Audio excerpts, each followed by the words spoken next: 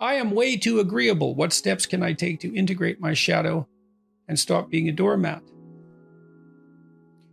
All my life, I've had so much anger, but I don't know towards what or how to get rid of it.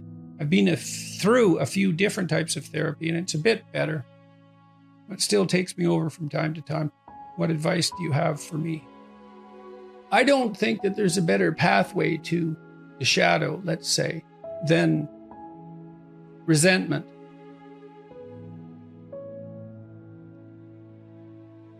If you're feeling resentful about something,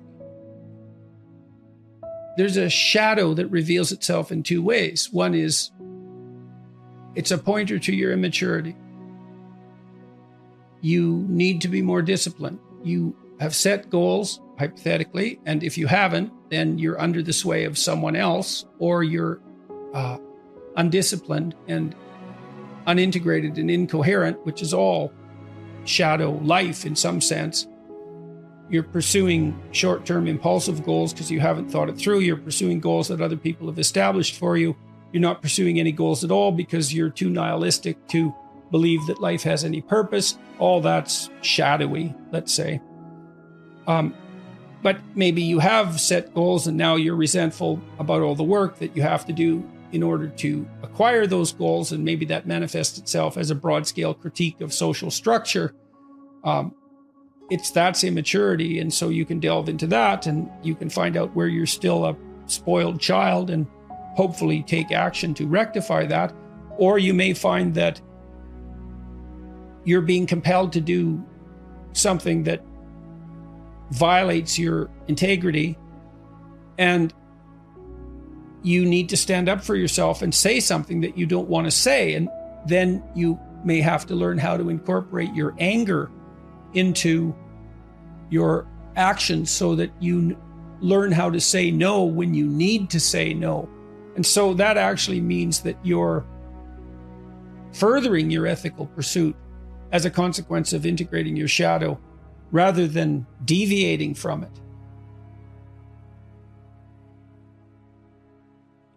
Aggression, which can be repressed, sexuality, lust, let's say, which can be repressed. Those things are extremely useful servants when they're integrated into the whole.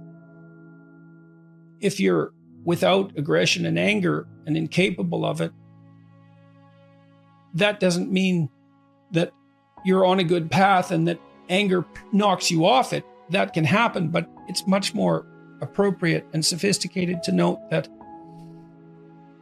the probability that you're going to pursue a higher good is magnified by your integration of all your emotional and motivational states, even the ones that can cause a tremendous amount of trouble when they're left to manifest themselves in isolation.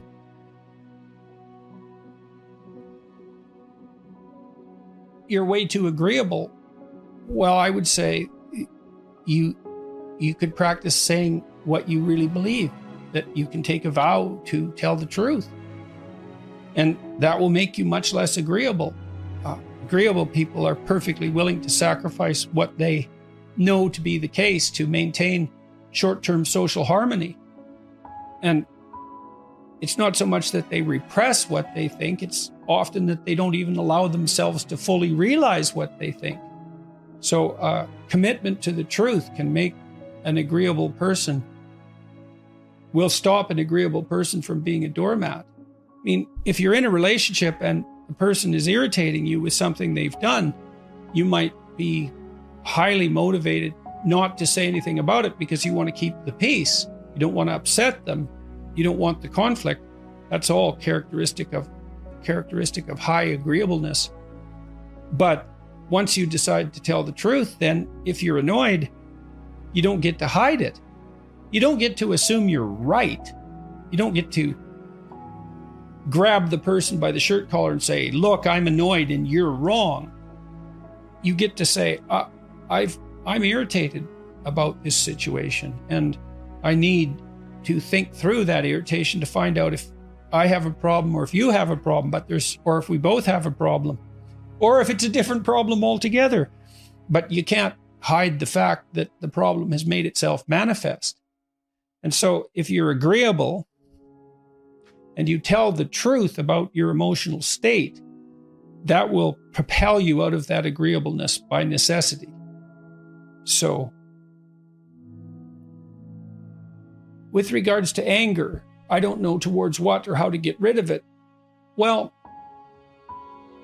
something a cognitive behavioral therapist might recommend is for a week, and maybe this is already a therapy you've been through, but this exercise is generally quite useful. First, you have to note when you're angry and admit to that, and maybe you have to practice that. So you have to decide, I'm going to pay attention, I'm going to see when I'm angry, and I'm going to admit to it, at least to begin with, without judgment. I'm just going to observe it. I'm going to allow myself to observe it. Then you have to allow yourself to see what angry thoughts you have. And you can ask yourself that. What angry thoughts do I frequently have? They'll likely come to mind, maybe many of them. You can jot all those down. Those are ones you're familiar with. And then you can notice when you're angry, and you can ask yourself, well, what am I thinking right at this moment? What angry thoughts am I thinking? And some of them might be quite shocking. You might also manifest themselves in destructive fantasies. You know, maybe you have a fantasy of grabbing somebody by a shirt collar and pushing them up against a wall, or dumping, hot coffee on your boss, or some impulse towards aggression that might manifest itself as a flashing fantasy. And perhaps one that you're shocked by and don't want to admit. You don't want to admit to the existence of it, but you need to see what's happening first in your own imagination if you're going to.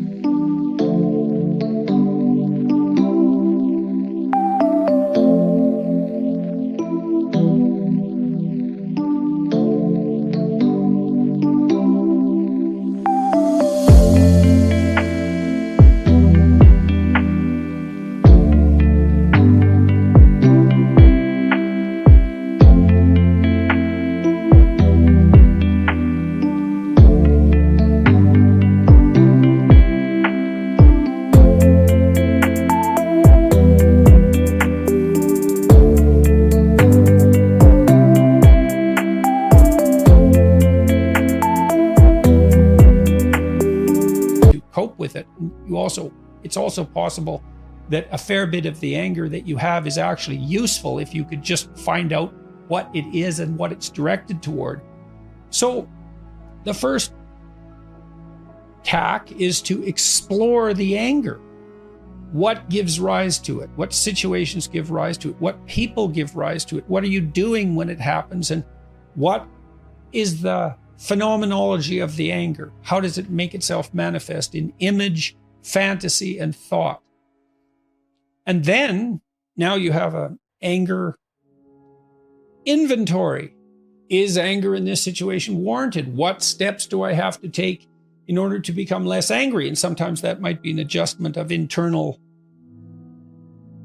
internal psychological adjustment. Sometimes it might require changes in the world. Maybe you're in a relationship that's oppressive, and you have been for a long time. And the way to fix that isn't to adjust your attitude, although it could be, but it might be that it's time to get out of the relationship. And so, differentiation. When are you angry? What elicits it? Why are you angry? Who are you angry at? What are the nature of the angry thoughts? What are the nature of the angry fantasies? All of that. You have to get that out where you can see it. Then you have to walk through it. And you can do that by yourself. You can do that while writing. You can produce counter thoughts. So if you're angry about something, you could outline the reasons why anger is not productive, or you could outline the reasons why it's productive and the reasons it's not productive for a full exploration of the issue. Then I would ask you too, if you're angry all the time, are you depressed? Have you...